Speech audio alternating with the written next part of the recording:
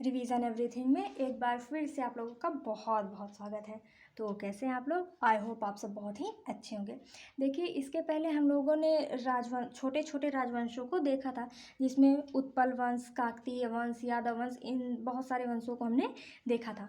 तो आज हम देखेंगे कश्मीर के राजवंश, यानी उस समय कश्मीर में कौन कौन से राजवंश थे। देखिए, कश्मीर के इतिहास के बारे में जानकारी कल्हड़ की पुस्तक राजतरंगिणी से मिलती है।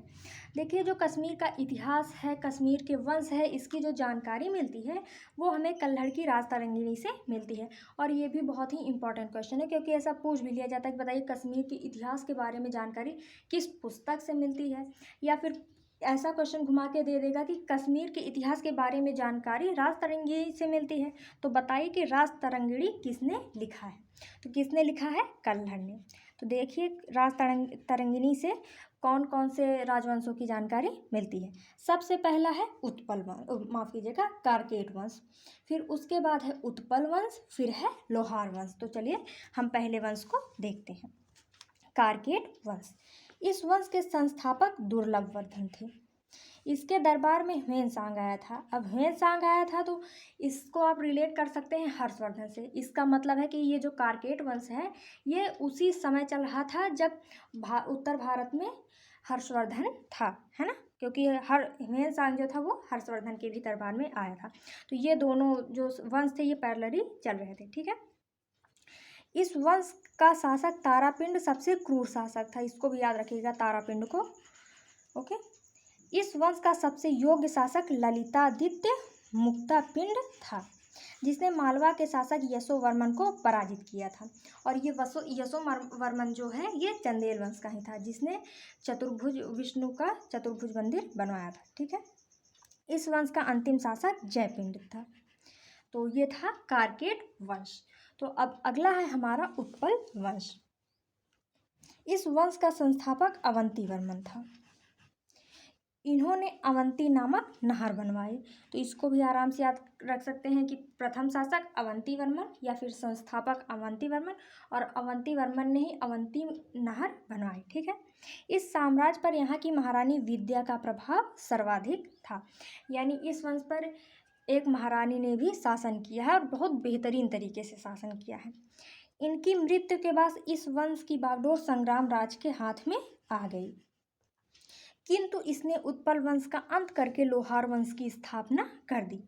देखिए, इस वंश के संस्थापक अवंतीवर्मन थे। अवंतीवर्मन ने अवंती नामक नहर बनवाई। उसके बाद विद्या जो सबसे प्रभावशाली शासिका थी, ओके। फिर उसके बाद जब विद्या की मृत्यु हो गई, वहाँ की महारानी की मृत्यु हो गई, तो जो उत्पल वंश था इसकी जो बागडोर थी वो संग्राम राज को दे दी गई, और संग्राम राज ने लोहार वंश की स्थापना कर दी, उत्पल वंश का अंत करके। तो अब हम देखेंगे लोहार वंश। देखिए, इस वंश के संस्थापक संग्राम राज थे, ठीक है। इस वंश का शासक हर्ष एक योग्य शासक था। इसने नीरो की उपाधि धारण की, और नीरो आप लोग याद रखिएगा, क्योंकि ये भी एग्जाम में पूछा जाता है कि नीरो की उपाधि किसने धारण की। तो नीरो की उपाधि लोहार वंश के हर्ष ने धारण की थी। ये हर्षवर्धन नहीं है, याद रखिएगा, वो वर्धन वंश के थे।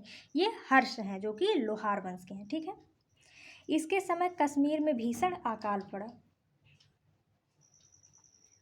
यह एक विद्वान शासक था। इसके दरबार में कल्हड़ नामक विद्वान रहते थे। देखिए, जो कल्हड़ थे इन्हीं की जो पुस्तक है राजतरंगिणी, उसी से इन तीनों वंशों की जानकारी मिलती है।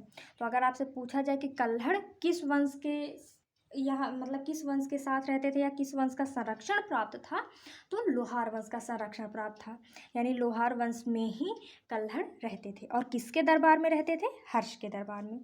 इस वंश का अगला शासक जयसिंह बना। इसी के काल में राजतरंगिणी पूर्ण हुई। देखिए, जो कल्हड़ की राजतरंगिणी है ये पहले से ही लिखी जा रही थी, ठीक है। मतलब हर जो कल्हड़ थे ये पहले से ही इसे लिखे रहे थे। लेकिन अगर आपसे पूछा जाए कि जो राजतरंगिणी है ये पूर्ण किसके काल में हुई, तो वो जयसिंह के काल में हुई, ठीक है। इसके बाद कश्मीर पर यवन आक्रमण हो गया, और इसके बाद कश्मीर पर तुर्क शासकों ने अधिकार कर लिया। जब आक्रमण हो गया तो जो और वंश था वो धीरे धीरे खत्म हो गया, और फिर इस पर तुर्कों का शासक हो गया। सबसे योग्य तुर्क शासक जैनुल आबदीन था। इसे कश्मीर का अकबर कहा जाता है। तो इनको भी आप याद रखिएगा, क्योंकि पूछा जाता है कि कश्मीर का अकबर किसे कहते हैं, तो किसे कहते हैं, जैनुल आबदीन को, और यह एक तुर्क शासक था।